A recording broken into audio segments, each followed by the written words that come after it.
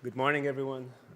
Hope you had a great start of the day. Welcome to the City Invites. We are continuing our program of Annual Summit. Yesterday, we had a fantastic discussion and a great start with Group 91, Christelle and Amit, leading a powerful discussion about architectural transformative role. And as it was mentioned, architecture is everybody's business. And on top of that, I could just add that cities are even more so, and by nature they are our shared endeavors, designed not for a single group, but to accommodate diverse people with unique needs and their perspectives. We strongly believe that the good design and architecture alongside inclusive policies can foster greater equity in our societies. That is why in 2024, Open House Festivals, as part of Open House Europe cooperation project, focused on making our programs more accessible and highlighted inclusive city-making methods. Some festivals included audio-described tours, tactile models, as one in Dublin or one in Lisbon. Some of us offer special excursions for visually impaired, as this tour in Brno, or this one in Tallinn. Festivals expanded accessibility through sign language tours and multiple programs that was implemented in Barcelona, for example. Some of us organized tours guided by youth or groups that often are excluded from decision-making, such as youth or former homeless people, to lead the excursions, as this one in Slovenia. For example, Prague also expanded our activities of open house to raise the awareness about daily challenges of individuals through games and play, such this one example. Others also invited communities to identify and document architectural barriers in our cities, as this map was done by Open House Milan. And many of us organized public discussions and workshops exploring urban accessibility and inclusive design strategies in urban planning, as this one workshop in Bilbao. And finally, all of us showcased inclusive design examples and universal design, as this one in Vilnius, Essen, Stockholm, and also showed spaces designed by visually impaired architects, as this one in Athens. Of course, each of these initiatives help to make architecture and urban environments more inclusive and engaging for diverse communities. But today we are here among all of you, listening and learning together. Accessibility and inclusion is too important to be considered just a one-year theme. We are here because we believe we have to make it central to our festivals. Thus, continuing program, The City Invites, is a unique opportunity bringing together experts and storytellers to collectively explore how we can contribute towards creating more welcoming and inclusive cities. I'd like to extend my gratitude to Irish Architecture Foundation, our co-organizers Forum Kunst und Architektur in Essen, and Culture and Management team from Brno, as well as Open House Europe coordinating team for making this conference possible. And today we'll have inspiring 3 sessions that will explore accessibility and inclusion within broader context, focusing on belonging, reusing, and using the existing resources in our cities, and ensuring that everyone is included. Let me briefly guide you through today's sessions. So we will start with a session, The City Belongs, where we'll focus on the participatory practices that ensure everyone has a seat at the table. Later on, we will move with the City Reused panel, where we will explore potential within our existing cities. And I believe the questions raised in this panel very well resonate also with another European-wide initiative, House Europe, which aims to transform European laws to prioritize renovation and reuse instead of demolition. And officially, it kickstarts tomorrow, the initiative. And finally, we will end up today's day with the City Includes session, where we'll discuss how to ensure that inclusive values go from the documents, from the papers into reality. So without further ado, it's my pleasure to introduce the moderator of our first panel, Manijeh Verghese. Manijeh is a newly appointed CAO of Open City, the organization behind one of the first open house festivals in London, and the Open House Worldwide Network. Previously, she was also head of public engagement at the Architectural Association in London and co-curator of the British Pavilion in the 2021 Venice Biennial, as well as a London Mayor design advocate. So with her expertise, I know we are in good hands, and I wish you all an inspiring day full of conversations. Enjoy our day.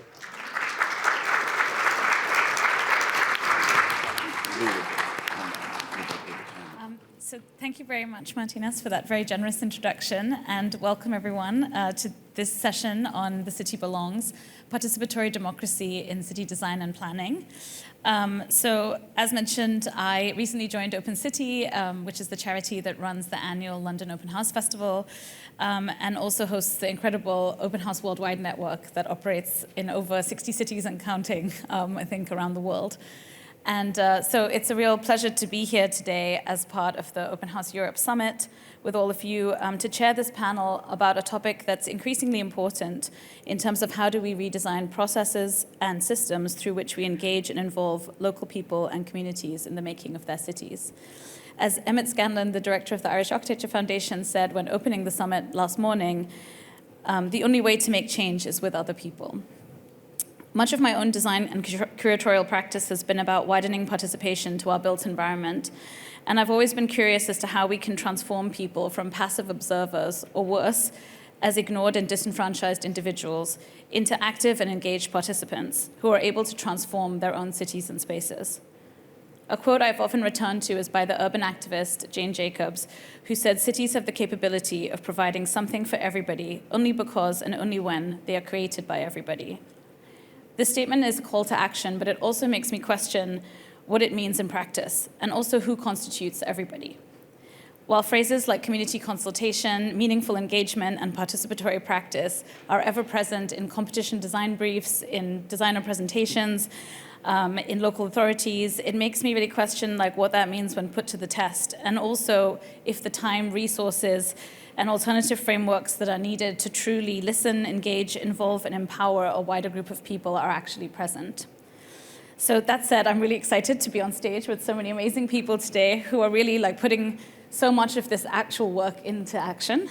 And they've really really looked at the transformative role that participatory democracy can play when we begin to question everything, when these resources are actually put in place, when we spend the time that's needed to engage people in the making of their cities, and that we actually develop new frameworks for collaboration and cooperation. So I'm just going to briefly introduce them before I hand over to them. So in order, Aliénor Cast is a study manager at Plateau Urbain who provides day-to-day assistance to both the public and the private sector in setting up inclusive, transitional, and temporary projects in the public interest. Followed by Marta Ribera Carbó, a human rights advocate with experience in policy analysis, research, project management, and advocacy to tackle really important issues around housing, climate, and labor rights. Ailbhe Cunningham is an architect and educator who, through her practice, Ample Space, operates at the intersection of researching and doing. I really liked how you phrased that. Nurturing cross-disciplinary collaboration in order to envision resilient future urban landscapes. And finally, my friends and former colleagues, Akil and Seth Scafe-Smith from Resolve, a collective, an interdisciplinary design collective that combines architecture, engineering, technology, and art to address social challenges and to realize just and equitable visions of change in our built environment. So each of them will make a short presentation to contextualize what participatory democracy means in the context of their practice. And then we'll have a discussion between us and then hopefully open it up to lots of brilliant questions from the audience. So to give you some warning so you can start thinking of what you want to ask them. But without any further ado, I'll hand over to Aliénor. Thank you. I'm very happy to be here today. Thanks for inviting me. I'm very excited to discover all the great initiatives that are going to be presented today. So my name is Aliénor, and I work for a French cooperative called Plateau Urbain. We work in the field of transitory urbanism and temporary use projects. That's what we do. We run and open and close temporary use projects in Paris, Lyon, and Bordeaux, which are the biggest cities in France. Our main activity is to manage temporary use projects, and what I do personally is consulting and advocacy for anyone who would like to set up a transitory urbanism project. To put it more simply, we often say that Plateau Urbain links building and spaces without any people in it, with people that struggle to have access to real estate because of costs and various reasons that I'm not going to go into now. But what we do is really fight for affordable workspaces for artists, non-profit organizations, startups and young companies, but also craftsmen and women and activists of any kind. We also try, whenever possible, to provide shelter and support to those who need it the most. And we do this by collaborating and setting up partnerships with social workers to create mixed projects with temporary housing or shelters and activity and office spaces. Why we do this? The first thing is we're convinced that property vacancy is a scandal. In France, as we speak, more than 5 million square meters of office space are to let. And in front of that, thousands of people are looking for an affordable place to develop their ideas or businesses. And most importantly, just last week there was a census in Paris about homelessness, and the numbers just came in, and 3,492 persons were sleeping in the streets. So these numbers are kind of a strong realization that there is a gross mismatch between available space and the response to very urgent needs in cities. And that's what really drives our activity at the cooperative. Secondly, we believe in the right to the city. We believe that everyone has a right to a space, whether your economical, social, or geographical background. And you have a right to a space where you feel represented and where you can grow your community. Then we fight for a very frugal approach to reusing existing buildings, and that is when we open, run, and close down our projects, we have a very strong approach about reuse, repurpose, and recycle. And then what is perhaps more the subject of today's talk, we do believe that transitory projects and temporary use projects are a valid way to experiment what could cities look like and how they could transform themselves.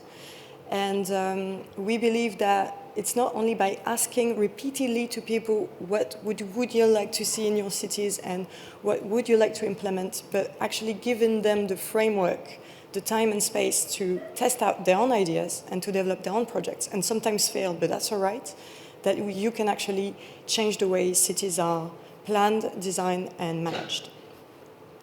To give you maybe 2 examples of that, first is a project that is called Les Grands Voisins. It was a 5-year occupation project in the very center of Paris on a former hospital that was more than 3.5 hectares. And what was interesting is that the planning for the project was very residential. It was including social housing, but very little activities and offices. And after the 5-year occupation, which was really a landmark in Paris urban life at its time, the planning evolved to include 2 shelter housing that were not included at the beginning, an art center. They decided to keep 2 buildings that were supposed to be demolished and instead renovate them. And they also multiplied by 10 the area allocated to the social and solidarity economy. So to make sure that those spaces would actually go to meaningful and impactful projects for the neighborhood and for the city in general. So we could go into more details if you have questions about Les Grands Voisins later. Another project that we are currently running is Césure. Césure means gap year in French, and it's what it is for this building. It used to be a university. It's a 25,000 square meters building in the center of Paris as well.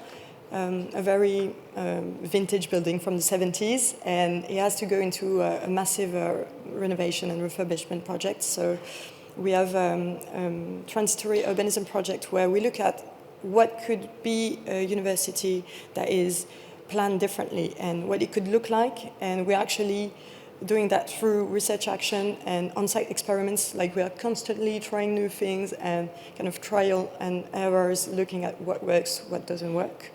And to look at how university in France, universities are really closed, so to see how they can be more open to their neighborhoods, but also more have an increased intensity of use, because it's buildings that are vacant good part of the year and of the week and of the day.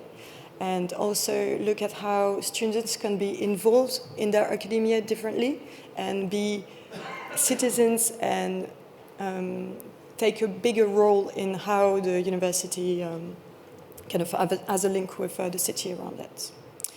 So maybe to conclude this introduction, I would say that a very important aspect of what we do is to empower and enable others to set up their own projects that are going to be different than ours. And that's what I personally do at the research and consulting team.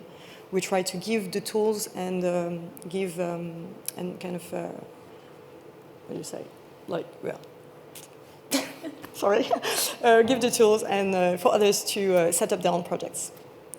Yeah, thank you.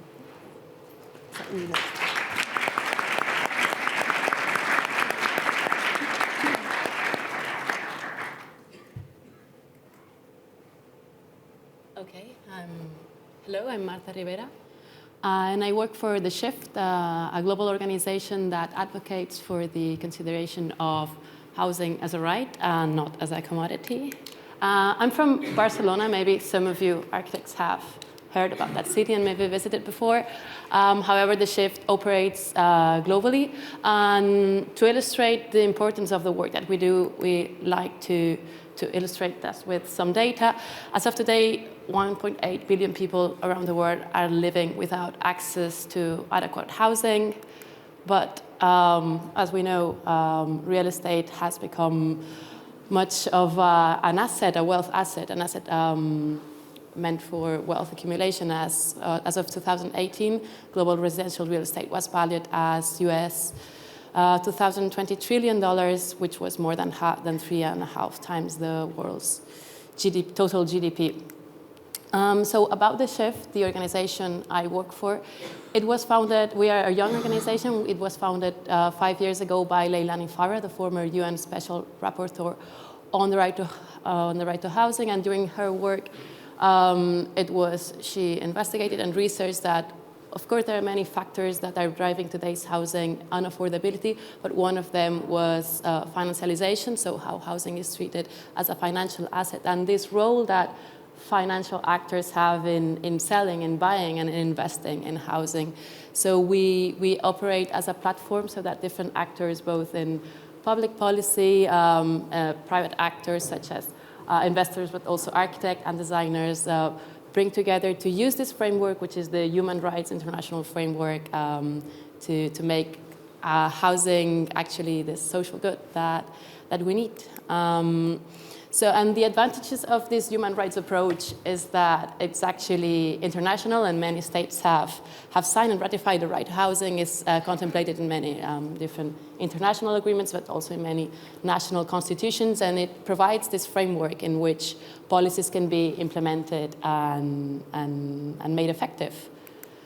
So we do that right through different aspects, but we like to think that we engage rights holders. We work a lot with rights holders, so with tenants, with people that are suffering from hopelessness situations. So we like to think that these people are the ones that have the voices that need to be heard. So we activate, agitate, advocate, and educate and elevate. We do this through a different array of actions, such as working with governance, with governments, and we do advocacy actions. But the thing is, well, this panel is about, right, about participatory democracy.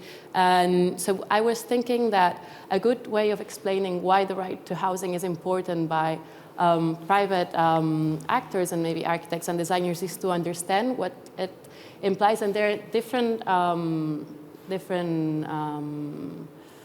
fundamental aspects of the right to housing. The right to housing implies that housing is affordable, right? So you can pay the bills for your mortgage or for your rent, but you can also dedicate the rest of it to paying for basic needs. But also it incorporates, for instance, housing habitability, so that the housing that you live in has the right conditions, that the heat is working, that there are sanitation services within the housing, within the apartment or your house. But there are also other aspects such as access to services, decent location, cultural adequacy. So there's different aspects, and particularly architects. I know that you deal with aspects regarding affordability and housing conditions that you can push for when you are dealing particularly with real estate developers, right? Sorry, this is not... From the Shift, what we do, we developed different resources, such as the Shift Directive. So we try to bring this perspective on what can we do under this international framework, such as engaging tenants. So tenants are one of the rights holders whose voices are often not listened, and actually, tenants would love to be included more in conversations about housing and the right to city. We see when we developed some of those resources, such as the SHIP directives, we were working with different tenants groups. And what they say is that they are often they are not even told with sufficient notice when there are going to be major renovations done in the house, where there are going to be, of course, rent increases, if the building is going to be sold to another owner, and what implications will this have, and of course, if they will be evicted. And there's actually this belief that rights holders or tenants, they do not want to participate or be part of policy design or work with investors or work with real estate developers, but actually they are looking forward to being heard. So what we love to bring to the discussion today and also hear about you is how we can involve rights holders and tenants into housing policy and your day-to-day activities. We're looking forward to working with you and hearing your questions and discussions. And actually, I was thinking when I was listening to you that reusing vacant spaces, such as the projects that you were explaining today, it's a great way of actually looking at housing as in the social value that it has, and also taking it a little bit away from market dynamics and sometimes make housing so unaffordable. So it was amazing to hear you explain.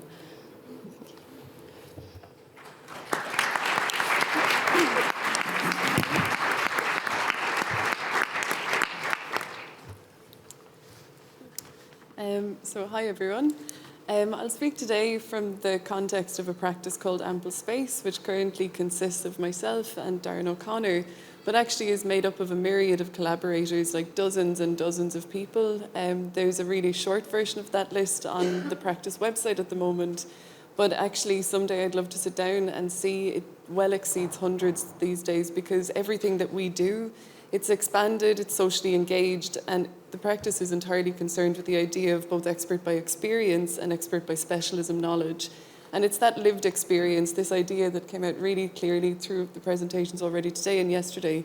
Everything is about what we feel and what we experience, whether we think we're basing it on our expert knowledge gained through a university degree or a job or something. Really, it all comes down to what have we touched against, what has sensed or made a difference or impact on us.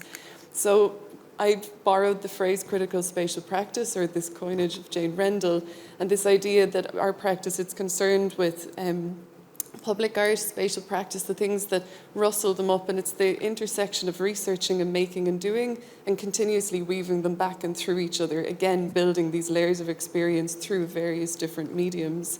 So the scaffolding of the practice, it's transdisciplinary in its methods, its approach, its collaborations with people and other disciplines.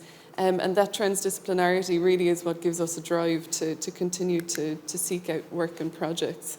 Then again, just Jane Rendell's words, so public art should be engaged in the production of restless objects that provoke us, that refuse to give up their meanings so easily, but instead demand that we question the world around us. And recently, this is a phrase, restless objects, that's really resonating with me as an individual, us collectively here in this stage, the objects, the rooms we fill. If we consider them as things that are always dynamic and shifting, we don't kind of settle, well, look, we got it to that point, it's done now, it couldn't get better, it couldn't get worse, it's continuously restless, and just really embrace that as an opportunity. So I'll share 4 projects, touch on them briefly, again, try and keep time. And just by the end, hopefully you'll see that interwoven thread of how these restless objects all come and weave through each other. And I'd like to start with this small encounter, this project test site, which is now 5 years in formation. It was founded in 2020 with artist Ailbhe Desmond, and it's really considering how do we blend art, architecture and ecology to foster public engagement in urban regeneration. So we believe in the creative act and small encounters within creative acts, that they have this huge potential to spur and to develop, and from them to grow larger initiatives. So an A4 zine, which you see in that little glass box and in the background on the hoarding, those few little A4 pages are actually the small encounter that resulted in a 5-year and ongoing collaborative project in Cork City. So it's an assemblage now of small encounters, physical objects on a site, and through that is woven a whole myriad of programs of ephemeral activities. So anyone who goes and walks by it today will say, wow, that place is empty, there's nothing happening. But in any year, there are hundreds of people pass through the gates, engage with us for 5 minutes, an hour, a day, a week, or recurringly, to try and figure out actually what is our place in this city. So we believe these small encounters, that they're the place where we identify in this site the opportunities, the interests and the demands that become visible through repeated and sustained, visible knowing or getting to know a place. There we go. Our work is very much through the practice, and very obviously in this project rooted in the socio-ecological. We're really concerned with the human and non-human beings and how we all relate to each other. We celebrate our individual and our collective cultural identities, and we believe that it's actually digging in and getting to know each other's cultural identities that we will find greater clarity in our individual selves as well. Everything that we do is rooted in a deep fascination with the concept of governance. What does it mean to govern ourselves individually or collectively? And this is something that we, through workshops on site at test site, or in a moment I'll show you longer term projects, really try and grapple with and consider. And then at the root of everything that we do in the practice is collaboration. And I'd like to use this one example from the summer just past, a 2-week-long collaboration with an artist, Aliénor O'Donovan, and her colleagues John Bo Steels and Keelan Sherlock.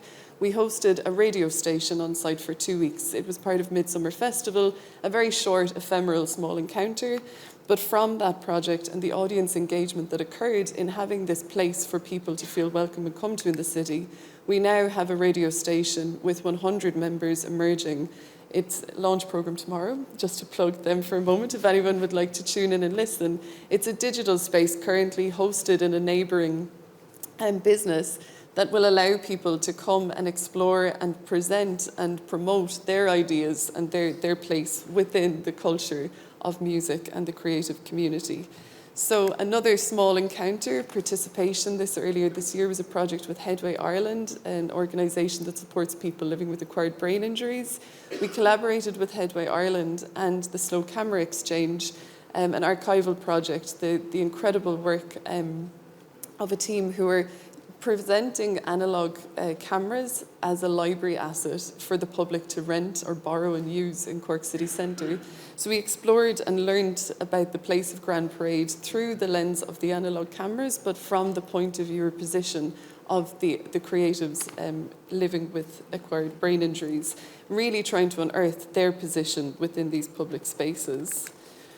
So that is now about to come out in a publication, again a collaboration with the Slow Camera Exchange. So this again a small encounter, 20 weeks of workshops, resulting straight away in a longer term formal publication, which we had not envisaged at the beginning. So that leads me to the final project. And in all of these small ephemeral encounters, we're really gravely concerned, as has been already discussed, what is the legal, the technical, or the structural means required to secure the long-term ambition or the long-term, I suppose, the strengths of these projects that emerge. We really see placemaking as a political act, and we see that as something that is often co-opted or adopted by others, maybe for confused or misunderstood means. So we're looking at the implementation mechanism of a community land trust at the moment as a means of physically, technically, legally, financially securing the assets or these ideas, these energies that emerge through these small encounters, seeing if that can be a means through which we secure long-term stewardship of the projects, the people, the organisations and the entities that emerge. So operational since 2022 and incorporated as of this week, which we're very proud to say. Its first layer of incorporation is complete. Cork Community Land Trust is working collaboratively with our city council, so our local authority, and a consortium of 5 transnational pilot projects to demonstrate what are the means through which we in Cork can renovate, so bring back out of vacancy and dereliction a piece of fabric, a really small piece to start with, a piece of fabric in our city. How will we steward that? So working finally with groups of people locally, beginning to test, and again you use the word experiment with governance. So we hosted, in this instance, one photograph from a recent workshop. We trialled a board meeting. So, okay, we have all of these committees. It's tripartite. So we've got people who live here. We've got people who govern here. We've got people who have their business here. How do we all come together and find a common ground? So finally, just to return and say thank you to the panel and the invitation to come here today. But just this idea, to return to it once more, the learning upon which we base ourselves, that we root ourselves in the potential of small encounters, and in all of this participatory democracy, really don't underestimate or undermine the potent power that sits within them. Thank you.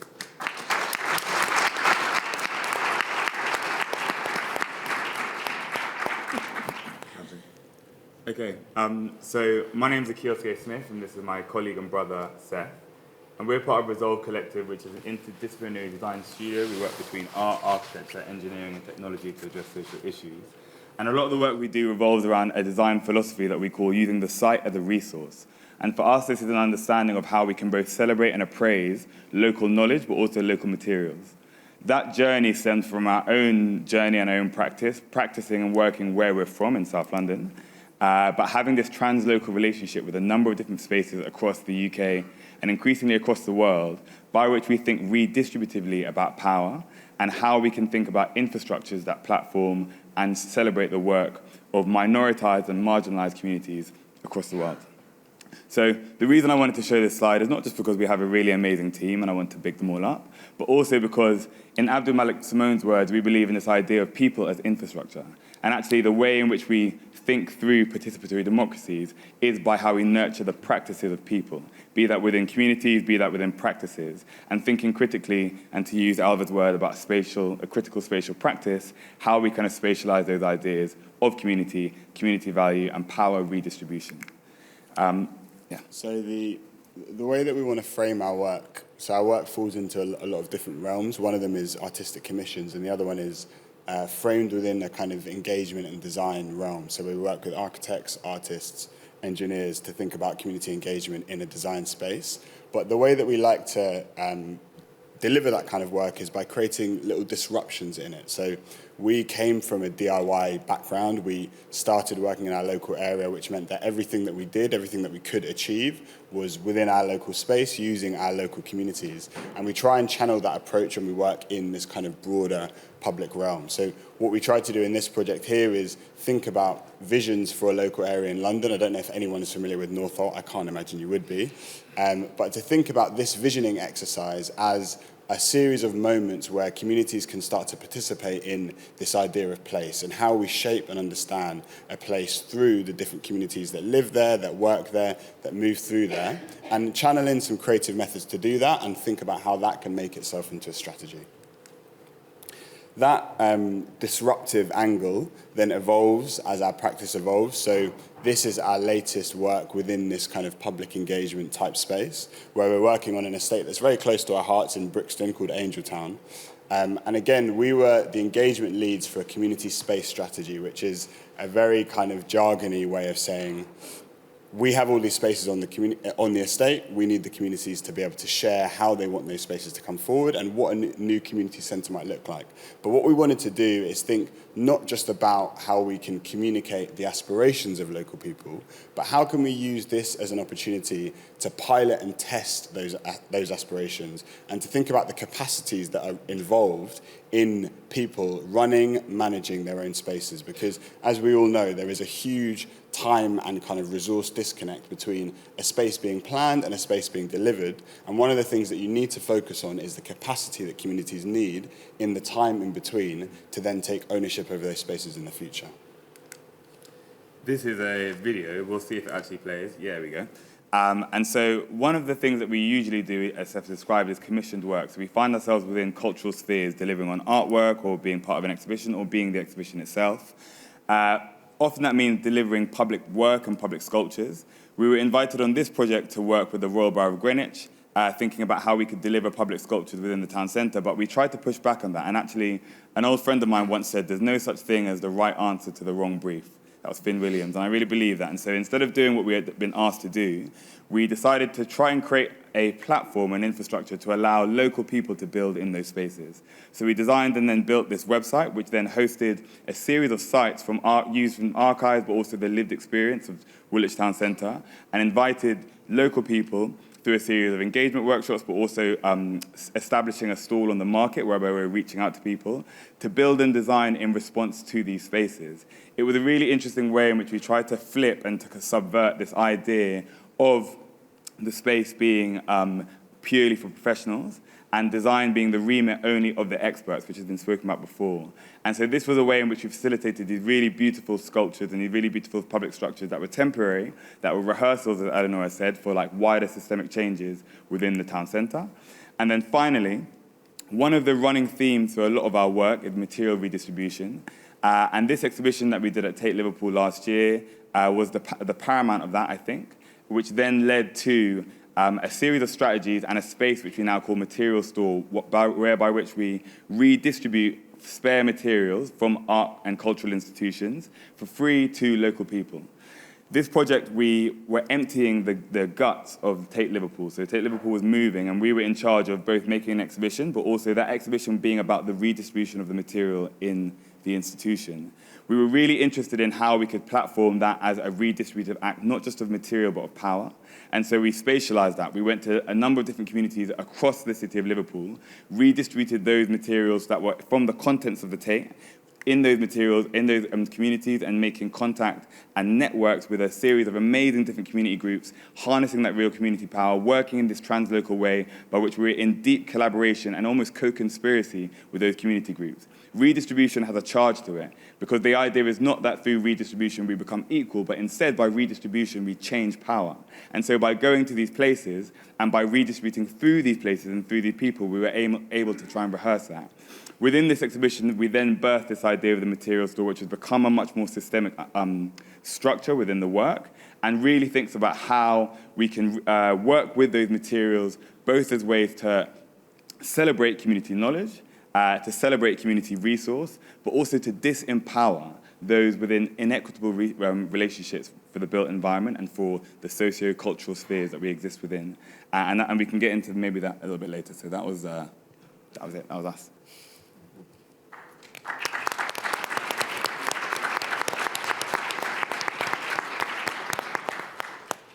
I have the power. Yeah. No, you have the power, it's fine. It doesn't work. Well, first of all, thank you so much for some terrific presentations. I feel so inspired, I almost don't know where to start, but you can tell that all the people on stage are very good at working with large groups of people because they've kept to time so brilliantly, and actually followed maybe not the wrong brief, but the right brief of short presentation, which I can say, having chaired many panels, never usually happens. Maybe to start with actually the crux of this topic with people, I think all of you talked about the complexity of like working with groups of people that maybe already have structures in place for how they operate, or in some cases don't even know where to start. And I was just wondering like how each of you as kinds of agents or an additional actor or mediator, I think each of you when describing your practice talks about your role in different ways, but how do you start to kind of enter into those conversations and build up much needed trust in order to work with groups of people? I think the idea of building capacity as well was raised, and I think that idea of visualizing processes to understand how and where you can be empowered is a big part of each of the projects you mentioned. So yeah, maybe Marta, I can start with you to talk about like how your role works with tenants and with others in housing. Of course. Yeah, I was just thinking about how we try to engage as much as we can with tenants. Tenants, of course, organize themselves quite well across the world, particularly in Europe. For instance, where I'm from in Barcelona, we have several tenants' unions. The struggles that they have is that very often they are not recognized as having the legal capacity to engage in negotiations. So this is, of course, one of the barriers, and we advocate for their legal recognition as a union. And on the trust, that's also an issue, right? Because there's growing mistrust against, so from rights holders. Tenants are one of them, of course, but people suffering from homelessness or other people suffering from housing scarcity across Europe or across the globe.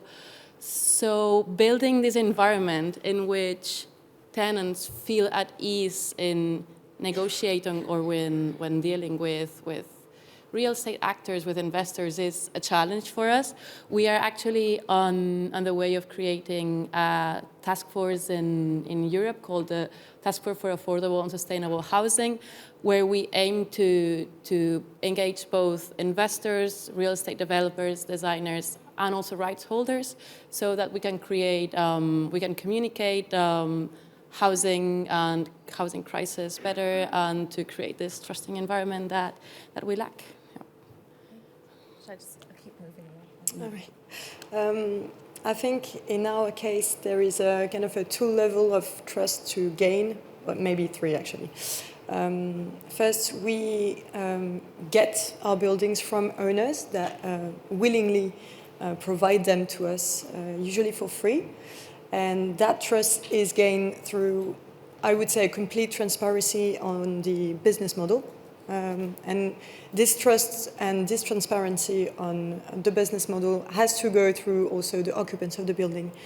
Because one of the fears could be like, oh, you're making money out of us. And we're not, because we're a non-profit organization and we aim for a zero balance at the end of the project. But this has to be very clearly explained, and not only just explained, but showed. So we work with open business models. And I think this is a very strong aspect of it, is that, as you said, real estate is a highly financialized world, and they talk in spreadsheets rather than uses and people. And the way to talk to these people is to show your spreadsheet, basically. And that's how you gain their trust. But also, they have to trust the process, because we don't even know what our projects are going to look like, because we work with open calls. So we open a building and say, who needs a space? And that's the first criteria, is like, do you urgently need a space right now? And so we don't know what it's going to look like and how it's going to run and what's going to happen here. And so they've got to trust this process. And this is more based on governance. I think you mentioned it as well. And it's a very important aspect to clearly establish where the power dynamics are and who is going to be in charge and responsible of what in terms of liability. We take a huge part of this, and in terms of what is expected from you when you come into the project. Really early on, we explain to people what is expected of them, which is basically just thrive and have the best time ever. And also they have the right to failure. I think I've mentioned that before, but we don't look at the financial stability. It's like this, paradox that we are very transparent on our business model, but we don't ask anything from the people coming inside the projects. We don't ask for their revenue or how well their business or idea is doing. We just trust them that they're going to be able to pay the fee that we agreed on. And if they can, it's great. And if they cannot pay it, we find ways. And sometimes, they just don't pay. And it rarely happens, to be honest. They always find a way. Yeah.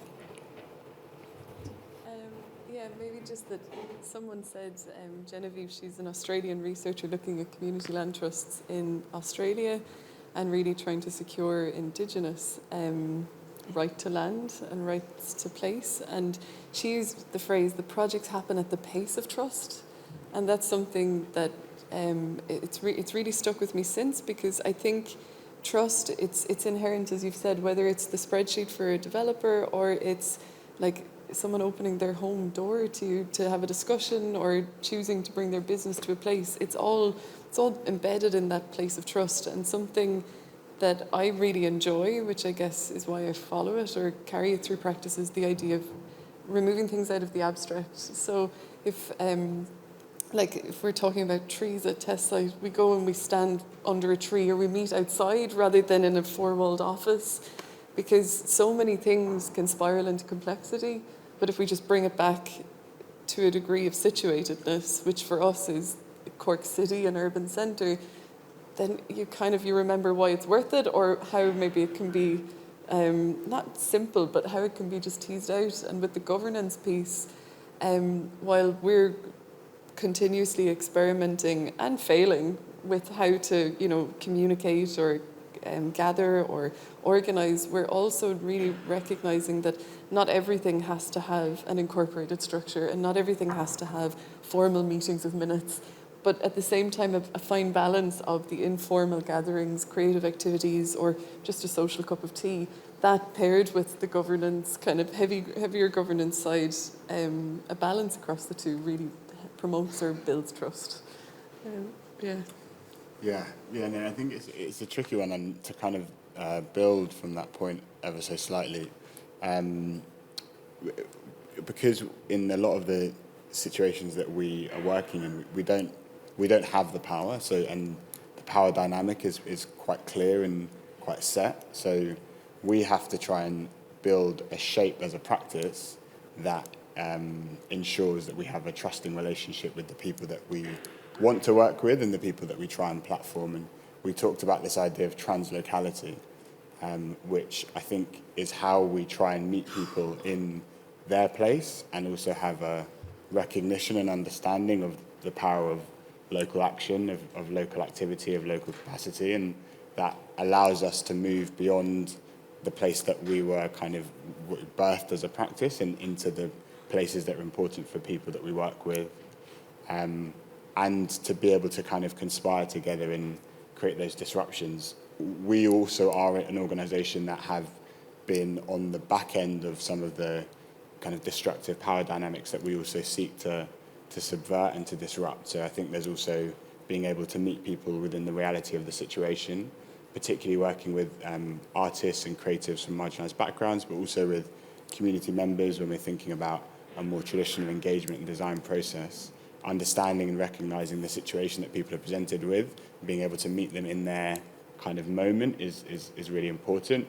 And hopefully, as our practice develops, we will grow, and we have been growing, vehicles and arms that can kind of push us along on this collective journey, rather than feeling like we're tied to just project after project after project. So there is a real challenge, and I'm sure a lot of people who work in the architectural industry find this, is that you can do these amazing projects with local communities and you feel like you've done the best thing in the world, and then the project ends and you've got to figure out a way to go back into it, and it's not all, you're not empowered to do that, but you can we are thinking about how we shape our practice and start to shape some of our longer term interventions, like Akil was saying with the materials store, so that we can continue to bring those people along that journey.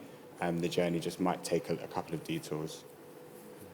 Yeah, I mean, I think that's really fascinating, especially in I don't know, I think it must be, and I've experienced this firsthand, I guess, as well, like that you care so much for the people you're working with, and you're aware of all the sensitivities that come with the situations they're in, you're meeting them in that place. But then there's this like extreme pressure, I think, in general across doing architectural projects or cities are incredibly complex places. There's this incredible pressure for the project to always succeed. There's very little time in the schedule of a project to allow for experimentation, failure, any kind of testing things out or trial and error. I think each of you spoke about it with a different word, but it's definitely present in a methodology and way of working. And I was just wondering, like, how do you make room for that or advocate for that? And what values do we need to shift towards in order to enable that to become part of like a standard way of making cities? Because that's what makes cities amazing places, their complexity, their messiness, the kind of gaps or cracks. So I think, in the talk yesterday, they used an amazing metaphor about a mouthful of crooked teeth. That I think it was Yvonne Farrell who said that cities should enable crooked teeth or these maybe the things we often see as problems, rather than smoothing them out or removing them, they're the things that give a place character. But I think they're the parts of a process that enable a community to participate. So, maybe I'll start with you, Ailbhe. I think last night as well they spoke about fear, and you touched on it perfectly with the word failure. Cities are never finished, and that's my context, I suppose, which I think is shared for the most part. Or places, they're just never finished. So if we can just somehow embrace the maintenance and the testing and the building and the layering in places, then we can maybe get over that idea of failure end results, because something changes every day, whether it's the person who makes the decision or it's the people who come and go from a place. So somehow I think that just redefining start and end points, because I think that pressure within projects to begin and end is it's really counterproductive or counterintuitive maybe to the way that I think we're all engaging. But I think also you pointed on it there that you're joining a community, you're not driving something, you're facilitating, and I think continuously sticking with that point that you're the visitor or the impermanent thing that might become, if you fall in love with the place, you move there, or you start working there more permanently, but whatever way it works, you're the visitor. So making sure that the thread that lasts has the capacity to stay. And sometimes that's putting new funding models for a business in place, or supporting people to build that, or else actually realizing that maybe something is a stretch too far and not necessary. Yeah, knowing when to stop as well. Yeah. Maybe I can come to you, Aliénor, next to talk about that fear of failure. I think for us, the urban planning complexity is actually our chance, because projects are always delayed. Sorry to say that in front of architects, but they're always delayed. Yeah, we all know. It's not a secret. And it's that time frame that allows us to take the building, and you spoke about the market value, we take the building out of the market it's a bubble in a time, and we are aware that it's a bubble, so we've got to make the most of it, and we've got an incredible energy, and we go fast, and it's a huge burst of we're signing the project, so people have to come in next week, and we are still fitting the lights and everything. And so this incredible complexity is also our chance, so this is a paradox, but it's also where now we're trying, and I think we all share that, we know that temporary use projects, they're good, but sometimes they're not good enough, and we also look at how we can keep what was good and not just use the bubble, but expand the bubble. And she talked about the cracks, where people need those cracks to grow, and that's what we're trying to do, to expand those cracks. Sorry, architects again. But, and try to look at it just very differently. So, yeah. No, maybe just to come back to what you were saying, almost creating a practice around celebrating the cracks or creating systems that like are. I just love that your exhibition in Liverpool like began as like, or it was a collection of things you've been doing, but you really tested them out with the institution as like, how can that be a lived example of the kind of system that you want to roll out more widely, and then how that's grown into something that like you operate across different locations. I think there's something really interesting in almost like practice through this understanding of the city. Yeah, definitely. I think there's two things I think on failure that I was thinking when you were both speaking, because I think there's an augmentation to that metaphor of failure, because it's not necessarily about a fear of failure. I think there is a section of society that is consistently allowed to fail. I think our financial sector is allowed to fail ad infinitum. I think it's about who fails. Where we're based in Resolve is in a borough called Croydon in the south of London. Best borough in London, by the way, if anyone hasn't been there. And Croydon Council, the local borough of Croydon Council, who I used to work for, have claimed bankruptcy 3 times in the last 2 years. That makes them completely distinct from any other local authority in the United Kingdom. And really, the levels of failure, the failure of the public institution, the cracks in the public institution are existential. Now, Croydon Council and Croydon Town Centre is allowed to fail as a place because of who is in Croydon Town Centre. Camden Town Centre isn't allowed to fail in the same way. So I really think that there's a way of challenging power that is inherent in how we try and make those changes, be that practical changes. So if we're thinking about funding models that are thinking through this idea of equity, or personal changes to the way that we work, all of those have to be about this idea of power, and rather than empowerment, thinking about disempowerment. Actually, disempowerment is a really important word when we're addressing equity. And then the other thing I think about the messiness of cities as well is that often I think that there's a way in which those in power, I don't mean to talk about those in power like they're kind of floating in some people in the room, but I mean there's a way of telling that story that romanticizes it and yet doesn't deal with the existential consequences of what a messy city is. Like actually, the side of London that Seth and I grew up with was more like a kind of Gabriel Garcia Marquez novel than it was like other parts of London. Really, like, you know, we grew up in a world of myth and legend, right? You know, people turning into cats and, you know, disappearing into walls, and this made up the material reality of our lives. And actually, like, the mess of that is destabilizing. To appreciate and to celebrate the mess of that within policy, I think, can be destabilizing. What it does is it means that the rest of everything that's contingent on the grid then starts to disintegrate. And like there's a really interesting challenge in there, because the challenge starts to a chain reaction. And I think all of our practices in very, very explicit ways are trying to start, or at least trying to be part of that chain reaction. Yeah, I mean, I think just on that topic of like financialization and like policy, I think what you said about going beyond like thinking of housing as people, as a human right, rather than as like a financial problem. Before the talk started, we were talking about where last night's discussion left off, which was stopping to talk about housing in terms of units and actually to talk about it in terms of neighborhoods, because at least neighborhoods center people. And I think language also has a role to play in kind of how we understand success and failure, or how we center humans in this conversation around what shouldn't be a monetary decision. Yeah, absolutely. When I was hearing about, you know, allowing messiness in the city, it reminded me a lot of my hometown, Barcelona. But I think it's a debate that's applicable in several cities in Europe, how we see cities competing for investment in many ways, to attract investment, to attract tourism, for instance, to attract industry. And this leads us to the question of who the city is being designed for.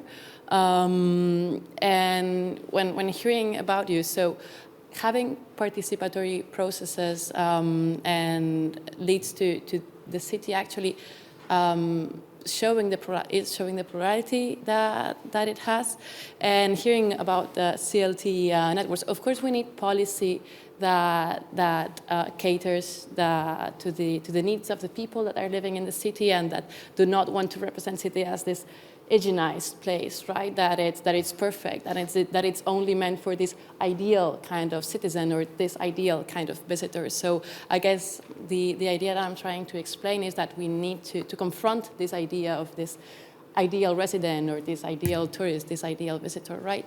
But I was also thinking that, of course, we need policy that embraces that, and we need mainly policy that embraces these participatory spaces. I was thinking about the processes of CLTs and how those are actually creating housing, and housing that is off the market so that it's detached from market value, and it's in the design and in the location and where the costs are allocated, that it's actually built within participation from its own members, and those projects are impressive. So yeah, I would say the idea of confronting this ideal citizen or visitor, it's vital for the right to housing.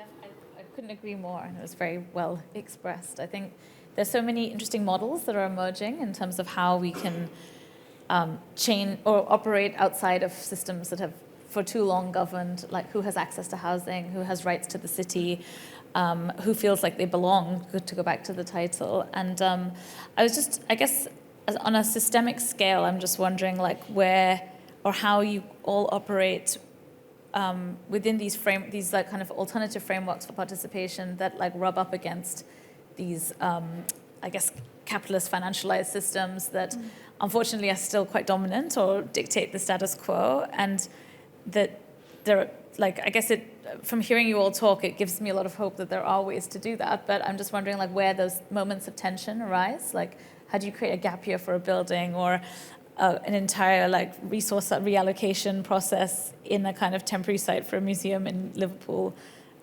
So yeah, maybe I'll start with you guys this time, because you were talking about messiness of cities and how to make that possible. The moments of tension where you rub up against the existing systems and how to navigate those.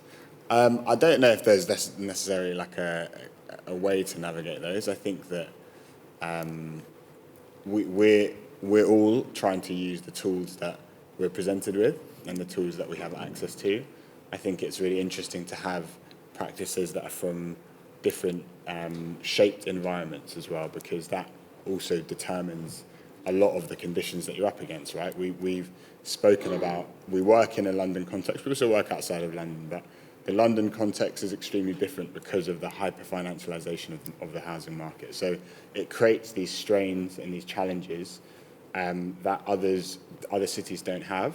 At the same time, when we talk about, for example, the creative redistribution of material to local communities, we also have a kind of wealth of creative institutions as well. So there are like resources that you can tap into at the same time as scorning and think about how you can use the shape of the problem that you're faced with to try and access some of the solutions that you're working with. I think there's always going to be moments where it's tense and you have to be quite creative with how you model it financially, for example. You have to be quite creative with how you think about what each partner can gain from a process like that, because we're talking about, for clarity, a process that involves galleries, local authorities, local communities, creative communities, and just like randoms on the street of Croydon, right? So there's a lot of, you've got to balance those kind of aspirations and stakes, and you've got to come up with quite creative ways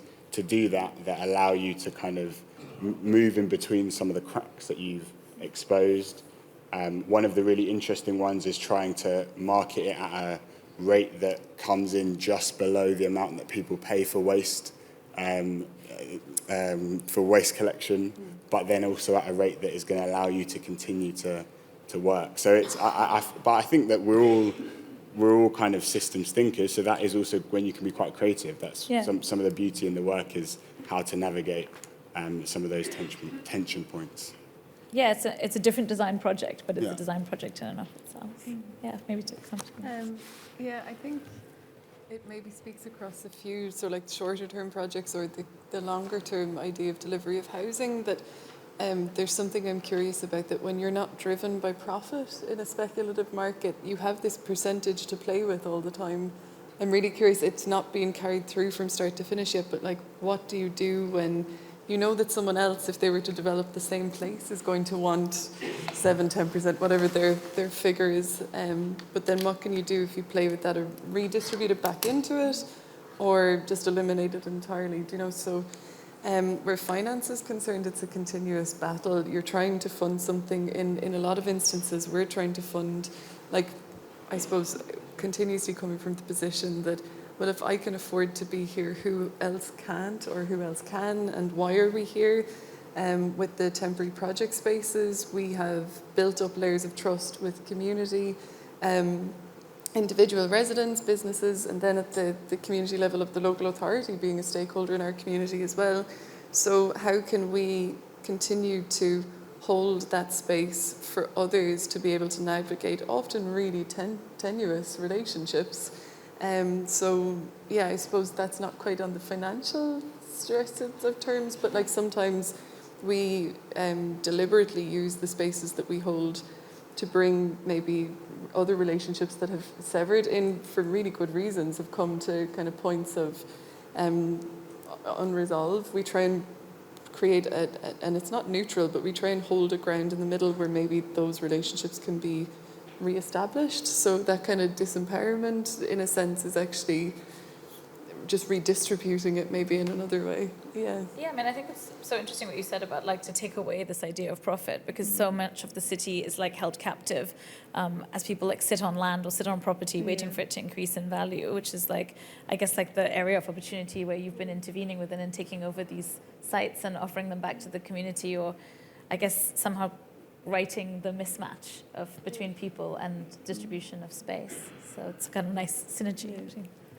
Yeah, and actually right now we are looking at how public policies can change. So Plateau Urbain is part of a coalition to push for a law against, we call it wasteful real estate. Well, it doesn't translate really well, I don't know how to translate, but it's gaspillage immobilier.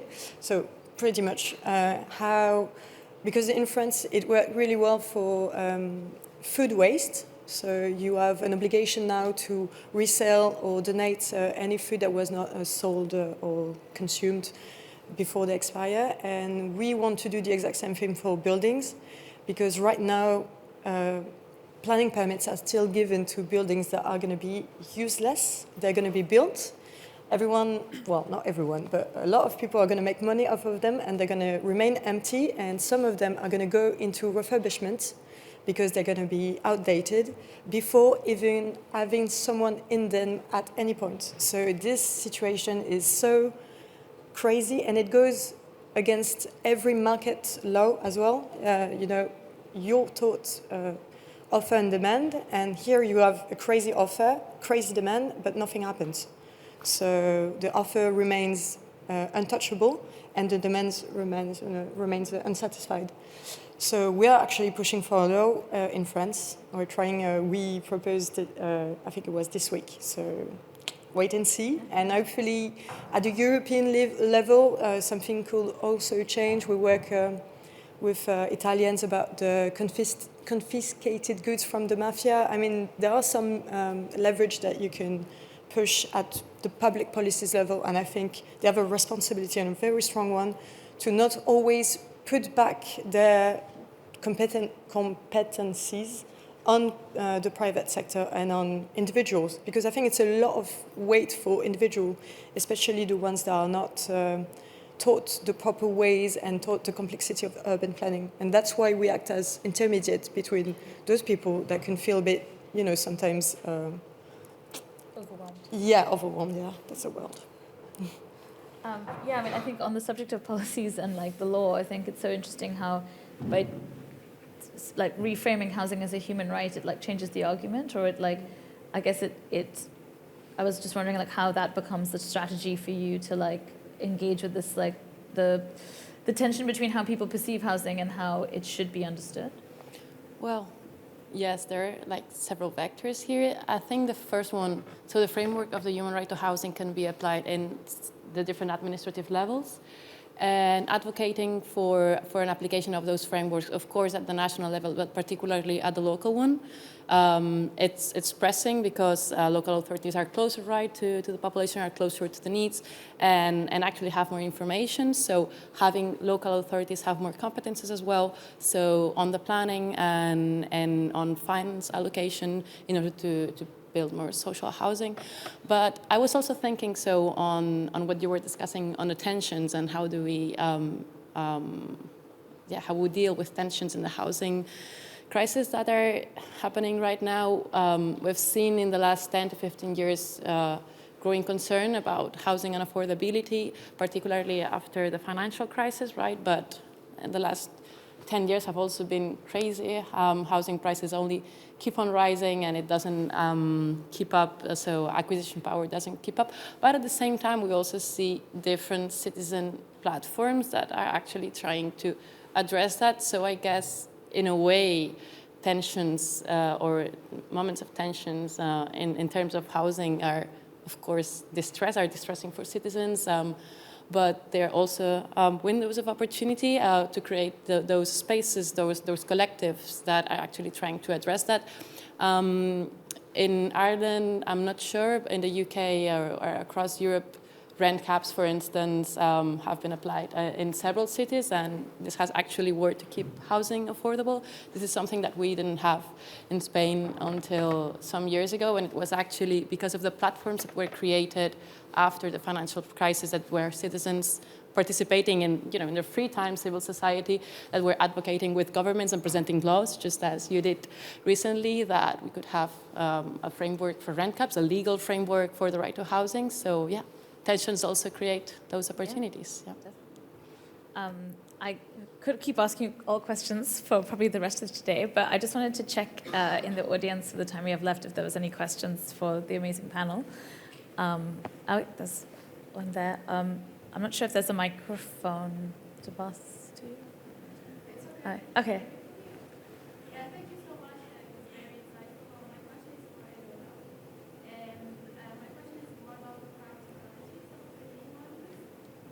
Oh, wait, sorry, can you, I think because they're recording it, it would be good for you to speak in the microphone, and there's a microphone coming your way. I was saying thank you very much for this presentation. It's very insightful, inspiring, and my question is for Aliénor. It's more about how do you deal with the planning permission for meanwhile use? Also, how could you get like a customized insurance thing? Because it sounds very easy, but I think in Ireland it would be almost impossible to do such a thing. So I was just wondering how you do deal with that, and especially with the building regulations, the fire security and everything. Thank you. Yeah, I think France is one of the most complex set of regulations there is, so we share that as well. And it is a huge question for us all the time. My job is actually that to look at the regulations and give others the tools that we developed at Plateau Urbain through trial and errors, and sometimes not asking for permission, but I wouldn't recommend that. But sometimes, the best regulation is the one that you ignore existed, but that was before, and it's recorded. So yeah, don't do that. It's a case of understanding, I would say, understanding what is the regulations points rather than the technicalities and specification, because behind the regulations you have someone that is going to look at it, and this someone is a person, and it has the right to say yes to a permit or to say yes to something that is not quite exactly, squared, but because they understood that you understood what was their concern. To give a concrete example, in Césure, it's a very large building with more than 1,500 students still coming to the university every day, and more than 200 structures coming there every day. There is a charity shop, there is a restaurant, you have public screenings, events, drag race screenings, whatever you can imagine is just happening, and sometimes you don't even know what is happening all the time. And here, the regulation, we could not do it theoretically, so what we did is that we implemented more security personnel to balance the fact that we knew the building was not up to regulation, and that's why it's going to go into a major refurbishment. We're here for three years, I think, if we're not extended. So, the building is going to go into massive renovation, but we chose to do some investments, but we couldn't make all of them obviously. So we decided to focus on security, and we have more personal kind of checking that everything is going smoothly. But yeah, it's a huge concern. Any other questions? Oh, there's, I think.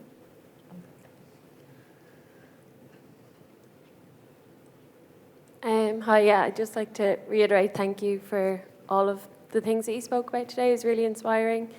My question's actually for Akil and Seth. So I'm working with archives at the moment, and I know you worked on the Croydon Young Archives project.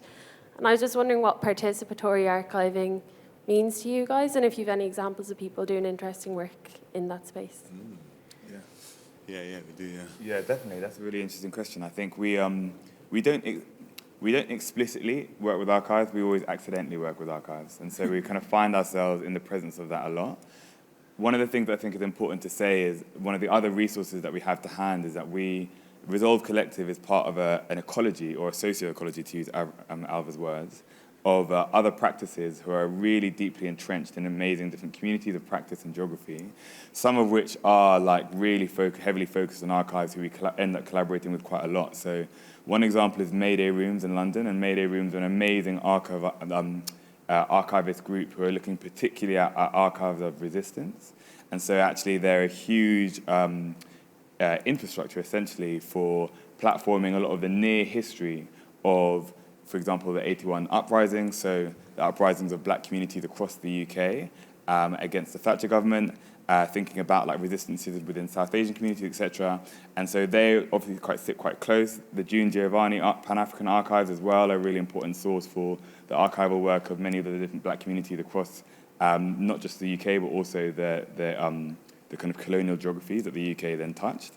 The Brixton community, who? 1 hour. 1 hour, yes. Sorry.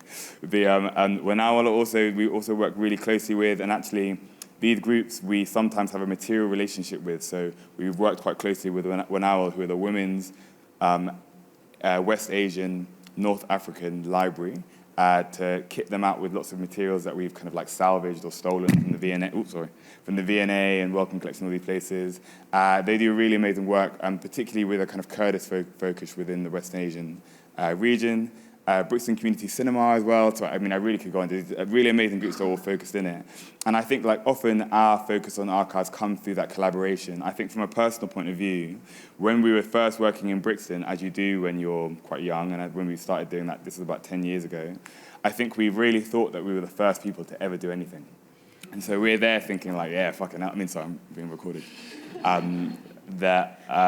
think, yeah, like, you know, this is all really novel, this is really new, but it coincided with a huge shift back towards the 81 uprisings, and Brixton was one of the centres of the 81 uprisings, which took place in Brixton, in Toxteth, in Liverpool, and also in Handsworth and Birmingham, amongst other places.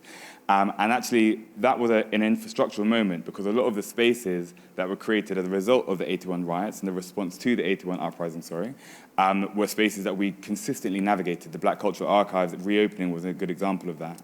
And so a lot of our groups were navigating the closure of space, so the Brixton Arches and the kind of Save the Arches campaign, but dancing and balancing that with an archival uprising, you know, and actually looking back at the near histories of marginalized people across those spaces and using that to work in there. So whenever we have this focus with the archives, and, you know, we have a number of different projects. The Woolwich project was one of those things. We've had a project in Angels Alley in East London where we very specifically looked at the near history of like the planning archives, which was an amazing archival resource. So actually, the planning archives are really brilliant because they platform the contention and this messiness, which I think we talk about, in a way which is so much more transparent than how you receive that in a contemporary way through news and media and these types of things.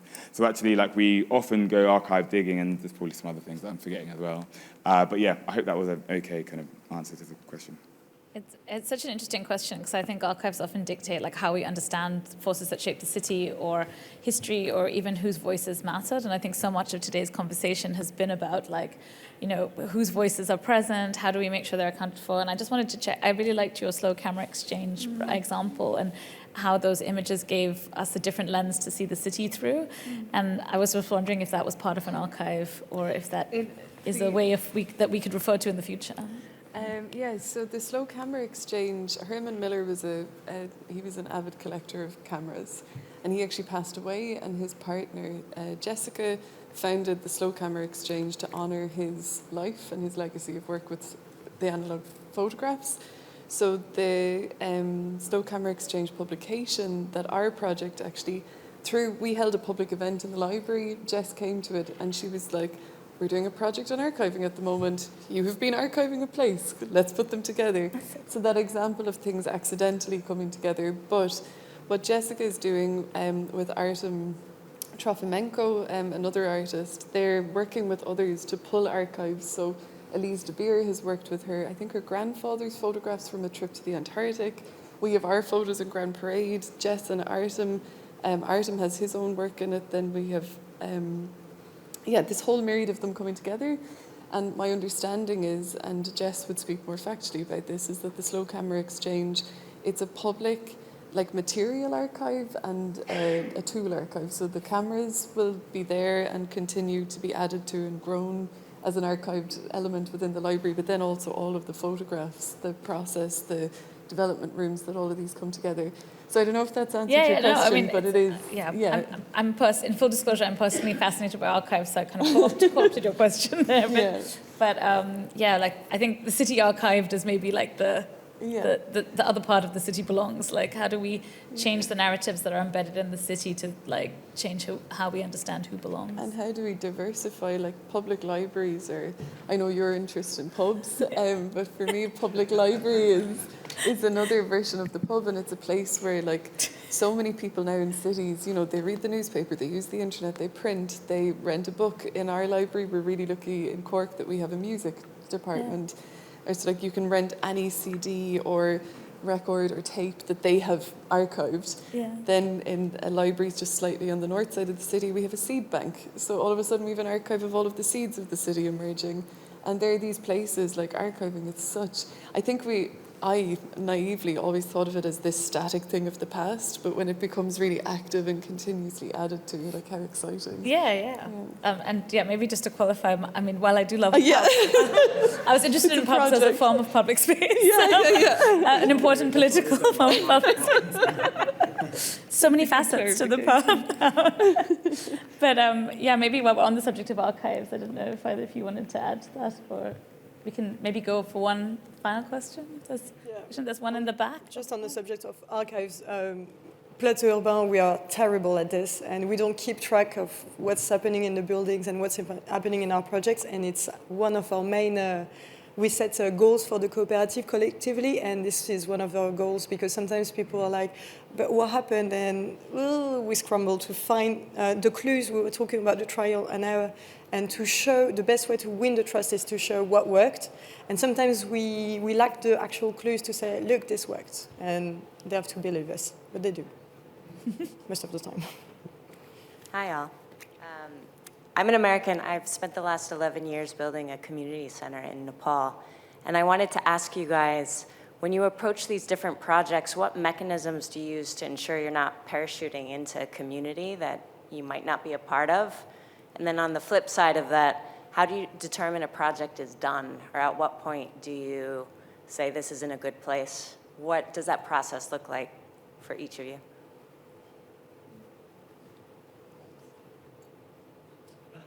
I could go for this one because it's one that we get asked a lot in France as well.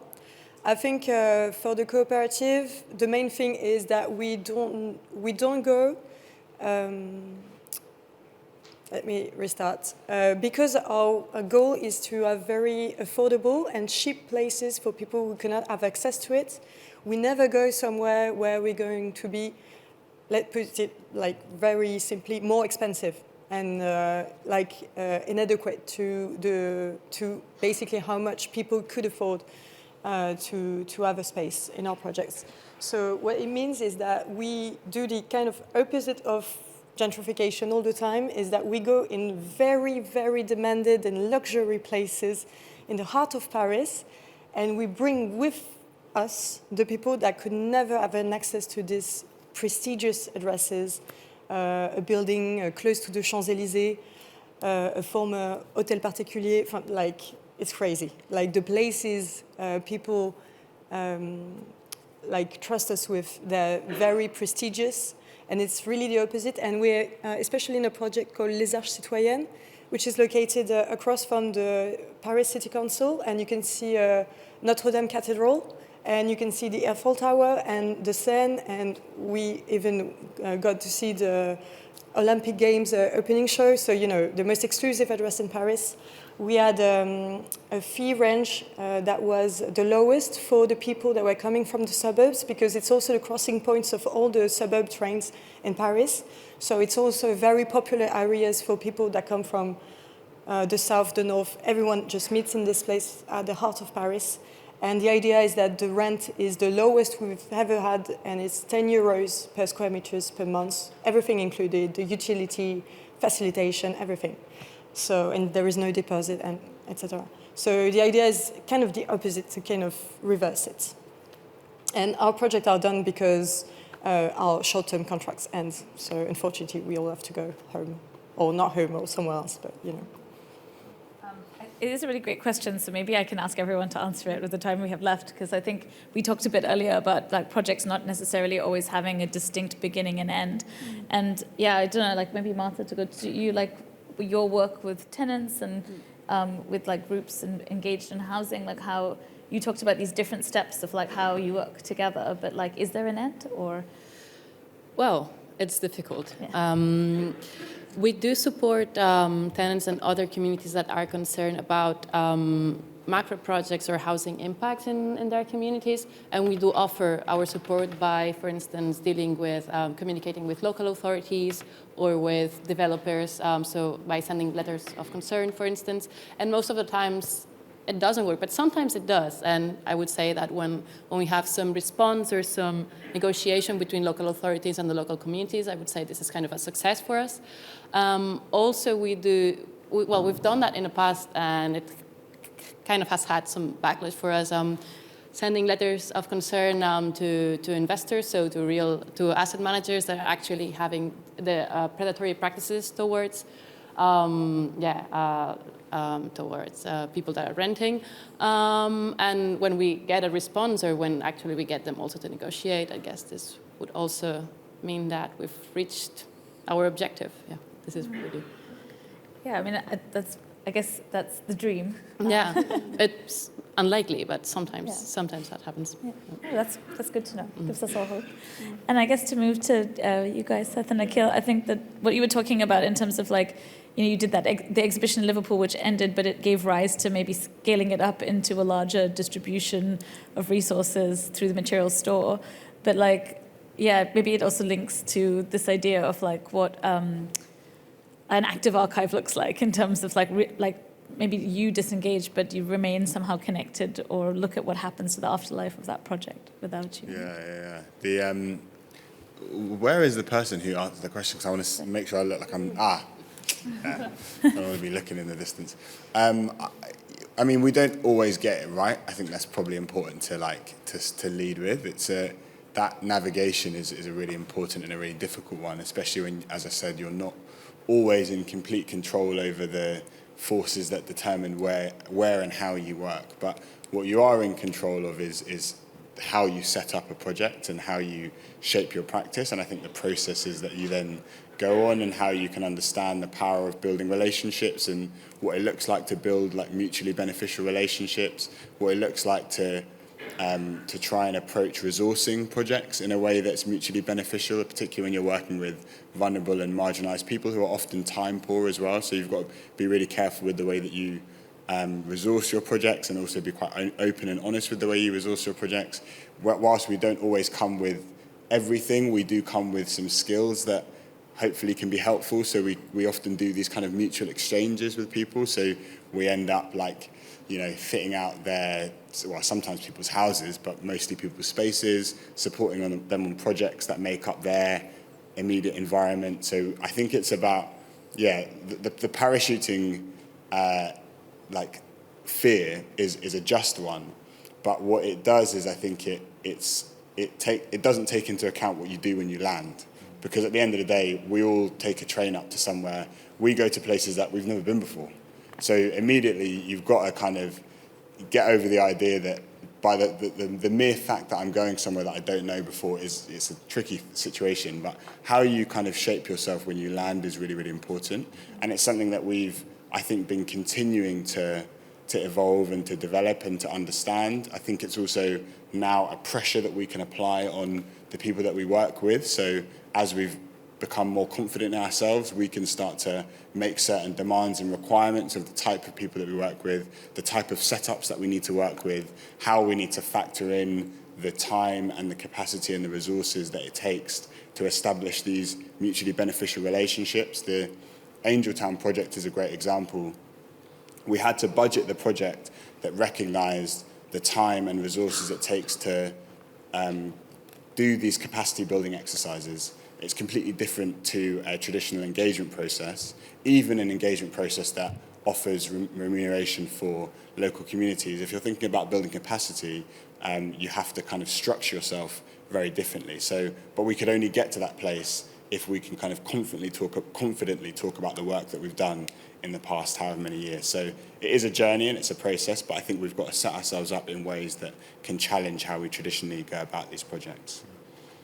And then finally, Ailbhe, I think in your presentation, you actually asked the broader question of like, what are the kind of structural means that would need to be put in place to ensure the long-term ambition of all these projects that we're discussing? And I'm just, maybe as part of that question to like throw that back to you in terms of the work you've done. Yeah, well, I think the capacity building for us is a huge piece. So Rosie, who's sitting here today, when we started Test Site, Rosie sat with us as a team of 4 at the time.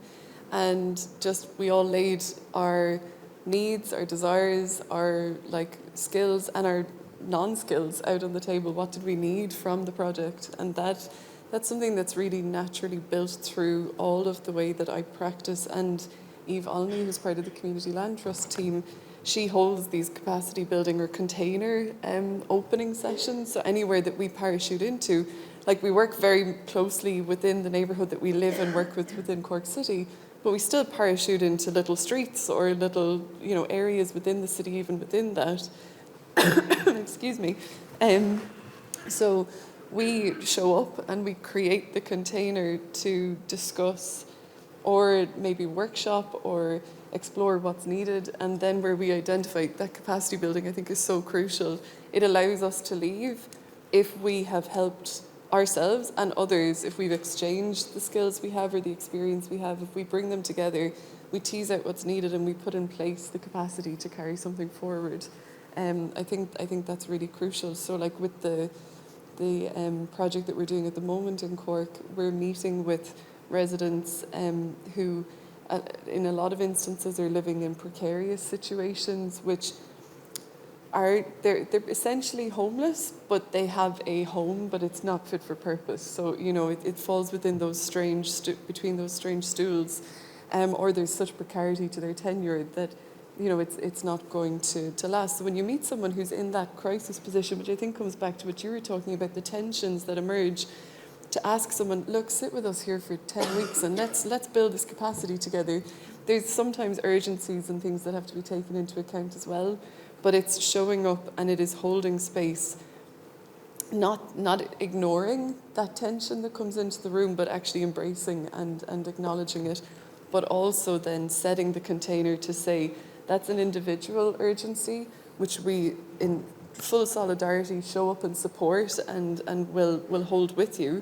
But in this group container, what we're trying to navigate or deal with here right now is this longer term structural stewardship strength. So it's really tenuous, and you're continuously, I think, rightly or wrongly, we're not trying to simplify down to the one solution. We are trying to explore several in parallel so that we figure out what suits the place where we happen to be. And I think last night they touched on that again, this idea that many things come together in a place and a time.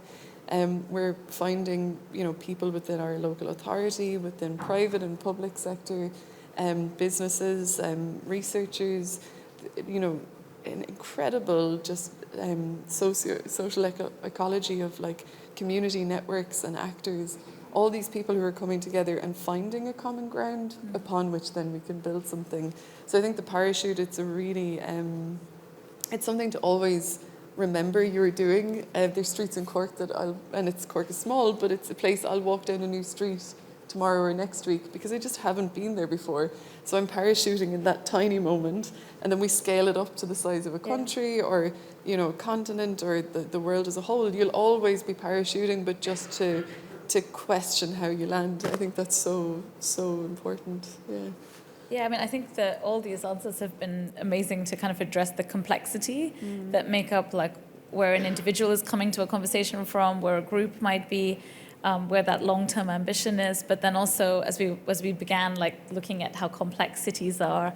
And I think it's that ability to engage with complexity that probably makes all of you so good at what you do. So I guess we're out of time, but thank you so much, Akil, Seth, Ailbhe, Aliénor, and Marta, for such an inspiring and thought-provoking conversation. And thank you, everyone, for your questions and also for listening so intensely.